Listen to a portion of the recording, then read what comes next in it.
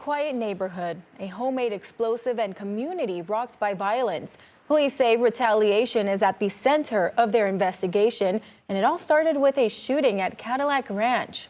Thanks for joining us for the Fox 61 News at 10. I'm Priscilla Meza. A Derby man is now facing multiple charges accused of setting off a homemade explosive device in Griswold.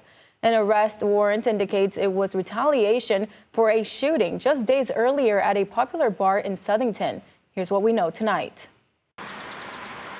A quiet area in Griswold is now at the center of a violent investigation. State police say 48-year-old Kevin Lawlor of Derby is behind a homemade explosive device that was thrown into a local business last Friday, causing damage and sending shockwaves through the area. According to an arrest warrant, the explosion wasn't random. Investigators say it was retaliation for a shooting on July 15th at Cadillac Ranch in Southington, where one man was shot and another assaulted. Police say the target in Griswold was connected to that earlier incident. Witnesses describe hearing a loud bang and seeing a man run from the scene before getting into a Hyundai Kona with a covered license plate. Investigators later tracked that vehicle, linking it to someone already arrested in the Southington case. Security cameras captured a person running from the building, and a witness recognized Lawlor from a previous mugshot. For neighbors nearby, the explosion was both alarming and out of character for the area. I wasn't home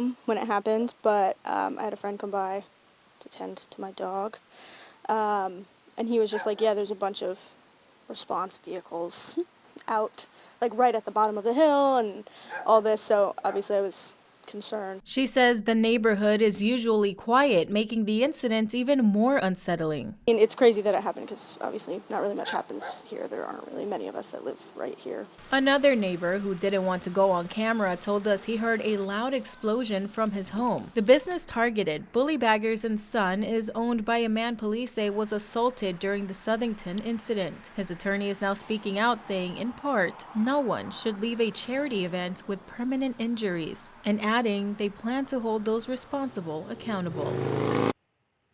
Lawlor is now facing several charges, including arson, criminal mischief, and conspiracy, and is being held on a $125,000 bond. He's due in Norwich Superior Court on August 6th, and the investigation into both incidents is still ongoing.